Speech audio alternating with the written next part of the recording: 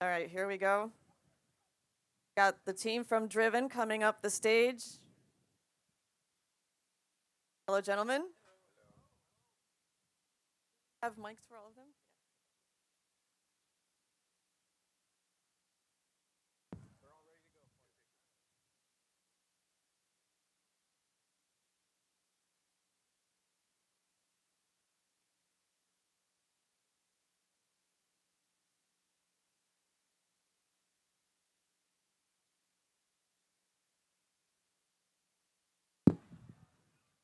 So we have, for everybody out there who's been by the Drivyn booth, we've got the team right here. Please come on down. I'm going to introduce them one by one.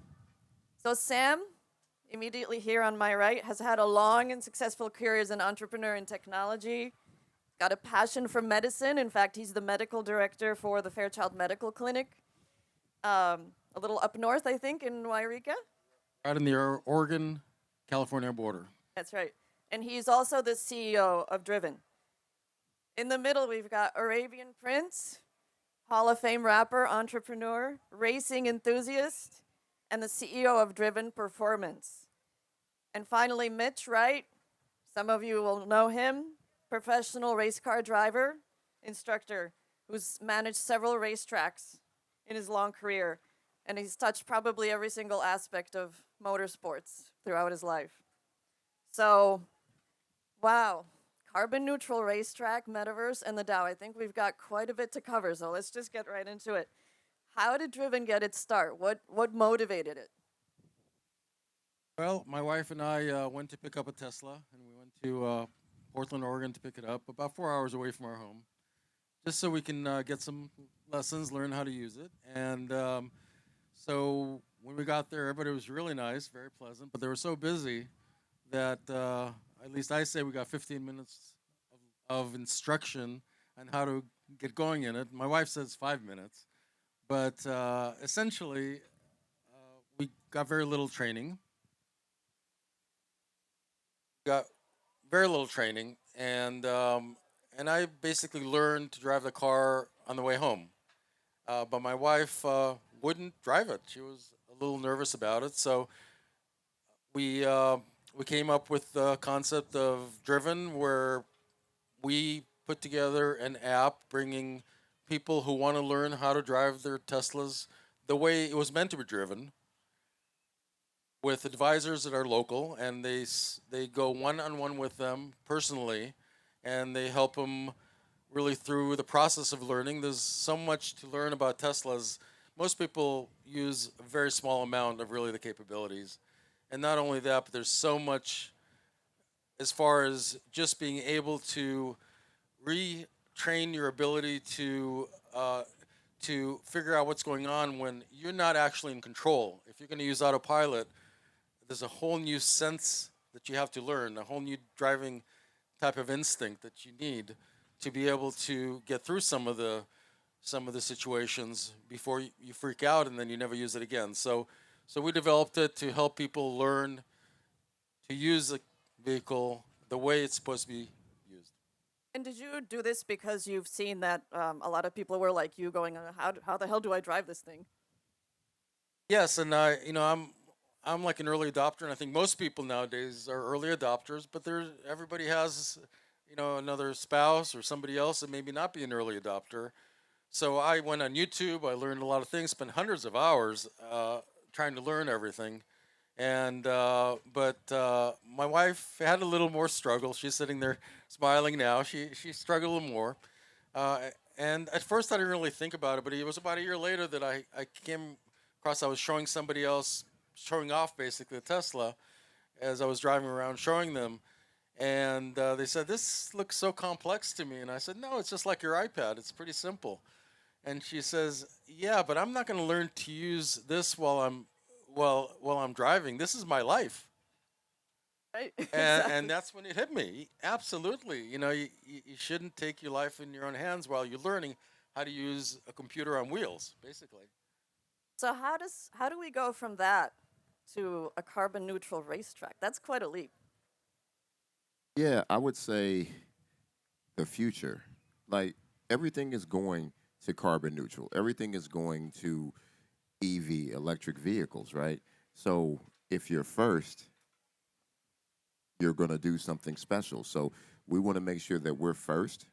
We want to make sure that we have community surrounding us. That's why we're creating the DAO for Drivyn DAO, so that EV drivers can be a part of this journey that we have to help us build the infrastructure, help us design and build the first carbon neutral racetrack and performance center. Like, where is it going to be? What's it going to look like? I don't want to make that decision. I want the community to make that decision. So that's kind of where we are. So where is it being built now, or is it just in the planning stages? Okay, where is it going to be built? Somebody tell me. Where are we building it? I don't know. It's up to the community. Yeah. Great. And what about timing? When do you think is that the community that's gonna decide it? Because you're gonna need a lot of capital invested and all that stuff, right? Really comes down to first step being the DAO, getting it, people signing up for the white paper, being able to gain information, find out when the DAO is actually launched. If they want to participate, they can participate in the DAO and become a Yeah. voting member of the Right. So let's actually talk about that, because that's a very interesting concept, right? I mean, it sounds like something Confucius would think of as the DAO. So it stands for decentralized autonomous organization, correct? Correct. So tell us, I mean, it's a kind of a new concept. How does that work? Because everybody knows about how corporations work, how community neighborhoods work, right? So how does this kind of thing work? And is it going to be like a legal entity, right? Or just Well, DAOs now are legal entities. There, a couple of states have adopted DAOs now to become a legal entity. But to make it very simply put, a DAO is a community of people who have voting rights on something, no matter what it is. So, like, if Gotcha. Tesla was a DAO, whoever was a membership of the Tesla DAO would have voting rights on what Tesla builds, how they deploy their vehicles, etc. So in our case, we're dealing with carbon neutral racetracks. We're dealing with performance centers. We're dealing with, things that help people to drive their EVs safely and competitively, right?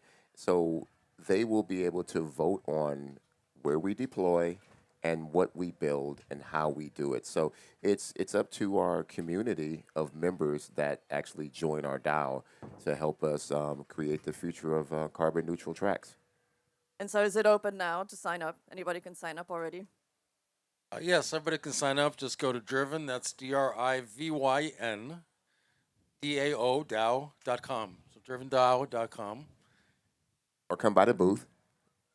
That's right. Yeah. So we have a booth over at the far end, away from the stage, and be happy to take you through it, answer any questions that you have about that, and get you going with us. And you can actually win an electric Tesla, a baby one, when the kids fit in. I tried to fit in the thing, but I couldn't get in it, so I thought I'd give it to you guys. So somebody's going to win that.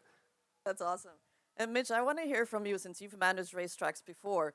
What do you think, or what would you say is main set of differences between the regular racetracks that are out there now to what's actually going to be carbon neutral? What is that difference? obviously has to do with things like how you're generating power. You know, on the buildings are the roofs are solar panels, windmills, that sort of thing. As far as the so the basic infrastructure is where the difference is of the facility. Gotcha. Charging stations. You know, there are tracks around the country now that are starting to put in charging stations as we see Tesla enthusiasts become also track enthusiasts. And are you seeing a growing sort of respect in the racing community on the professional level for EVs and their power? Should we tell the right answer, the truthful answer, or should we be politically correct? Because all I say is this, you know, because I come from the AMG side of things, and most racetrack drivers who drive regular vehicles, combustion vehicles, hate EV. They hate it because the cars are too fast, they're too quick, and they act like babies, and they cry about it. And I think it's just the future. So I really think that now they're starting to embrace it. NASCAR is starting to embrace it. Formula One for years has been using electric in their Formula One vehicles. So I think it's just inevitable. There are Amen to series that. out there like Formula E and that sort of thing. As far as I disagree a little bit with Arabian, there is, obviously operating a racetrack and all, we welcome any and all.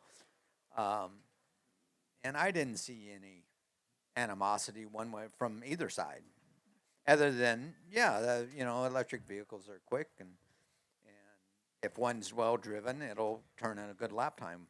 Will it be as fast or faster than an ICE vehicle? There's a lot of factors that include there, but the cars are very quick. Yeah, and one last thing I want to say is the respect is there now because what was it just a couple weeks ago? The hill climb in Pikes Peak. Pikes. No, not is that the one in Europe? The something hill climb. I always forget the name. But anyway, the McClurdy won that. Yeah, that fastest was time. That was at Goodwood. Oh yes, yeah, yes, Goodwood. all-time Goodwood. course Yeah, record. the fastest time at that track ever was a EV vehicle. So And actually, the Pikes Peak record is also by an EV, by Volkswagen EV. So one of the things that I've noticed is it truly brings in a whole new population of people now that have never considered trying racing. And the transition that we had to this was really about education.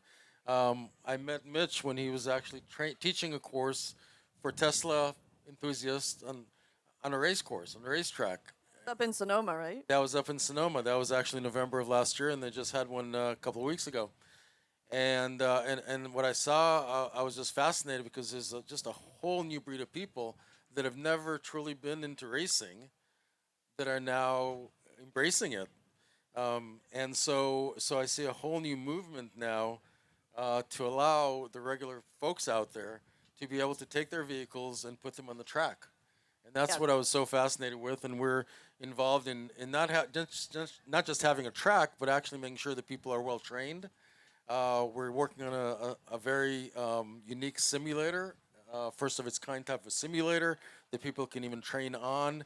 And not only that, but we're bringing this into the Web3 arena, into the Metaverse, where people can actually race on the racetrack itself, take their vehicle, and race it on the Metaverse as well. And our goal is to have people even on the Metaverse participate in races that are on the real track. And so there's so much that you can do now with the Web3 that we want to be really the pioneers of this type of innovation. Yeah, so what do you call it, a meta EV? Meta EV, there we go. I love it. Let's talk about that because I think, right now we're still in that early stage of the metaverse, right? You see articles about it that say, well, what is the metaverse? It's everywhere and nowhere at the same time. So tell us more about that. Is it like, how's it going to work? Am I going to have the Oculus, the glasses? Like, how am I going to drive my EV in the metaverse? you want to talk about that? Sam has some proprietary information on what the vision is. So tell us about that, Sam. You tell. Okay. Well, I think my daughter pointed out to me actually that my idea was already conceived on Cars 3 when I don't know who the character's names, but he went into a simulator and he was driving in the simulator. And I said, oh my gosh, that's so similar. There's a lot of other things around, but our goal is actually to be able to take your vehicle and put it on a platform and be able to connect the computer to your vehicle. And so you're driving your vehicle and you got screens around you, or you can use the Oculus. We got to test this out, but you'll be able to actually get in your vehicle into a port and be able to drive. What is it trying to say? I think you got some fans over there. There you go. So what's the speed limit in the metaverse? Well, that's to be decided. That's what the DAO is all about. The DAO The community community's will gonna have vote. to decide if we have any limits. I vote no limits. No limits, no speeding tickets either, right? Yeah. Well, no. know? Well, you never know. I don't like the police anyway. Oh, did I say that? Sorry. well, Oh, this conversation's going into a whole other. we'll certainly have to have the fire, the fire department involved. We'll have to make sure safety is the number one priority. It should even be in the metaverse. Yeah, but to really get to the point, e-racing, and we were talking to somebody over at Unplugged earlier about this. E-racing is a really, really big thing right now. Really big thing with e-racing. So, it's definitely going to be the future. You'll be able to take your car, your personal car, and actually have it put into the metaverse and drive your car, either, like I said, in a simulator where your physical car is in a simulator, or at home doing some e-racing with your car. I think that's fantastic. I can't wait for that. All right, I'm a little scared to ask you guys what's next for Drivyn because you've got so much on your plate. Well, the next phase is getting the DAO up and running, getting everyone to sign up, become a member. Sign up as a member. You will be a voting member, and will have a lot of privileges of being part of this revolution. Fantastic. So each one of you, just to wrap up, gentlemen, what is your motivating quote? What is the inspirational quote for you? Well, for me, I just love to drive. I love to go fast. I enjoy helping people understand their vehicle and vehicle dynamics. Driving at high speeds, not on the interstate, but on a closed circuit is it's not the same. It's different. But the skills that you learn, in high performance driving carry over 100% to what you do on the road. So it actually makes you a better driver. And for me, it's all about autonomous, because there are a lot of bad drivers on the road right now, and I actually want to get them off the road. So if everybody has an EV that's autonomous, then I'll be safer. Just kidding. Then we'll be out of a job at Drivyn, but we figured at least 10 years until it's completely autonomous. 10, maybe optimistically 10 years. Yeah. That's well, at least my guess. I mean, I know Elon promises it next month, but that's not like it. So well, maybe what you guys end up doing is growing a whole new generation of dedicated drivers. Yes. absolutely. Absolutely. People who love driving just for the love of it. Yeah, and if you look here, thousands of people are here. They all love driving. They all love EVs. So we want to help create the future of EVs. Yeah, because after all, it's why not fulfill the love of your life, the love of driving, and do it in a way that doesn't pollute the planet. I think that's a huge win. And experience it in ways that you never imagined. Right.